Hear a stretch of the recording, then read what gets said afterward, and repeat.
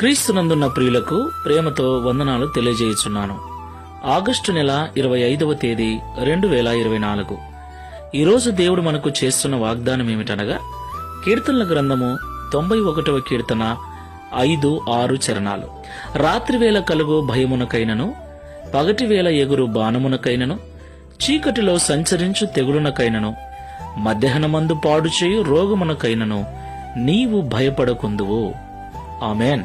నా ప్రియమైన సహోదరి సహోదరులారా, సాక్షాత్తు దేవుడే ఇక్కడ మనకు ధైర్యాన్ని కలిగించే మాటలు మాట్లాడుతున్నాడు. నిజమే కదా, మన చుట్టూ ఎన్ని రోగాలో, ఎన్ని తెగుల్లో, ఆపద ఎప్పుడు ఎటువైపు నుంచి వస్తుందో, ఏ రోగం వస్తుందోనని నిత్యము మనలో ఎంతమంది భయపడట్లేదు?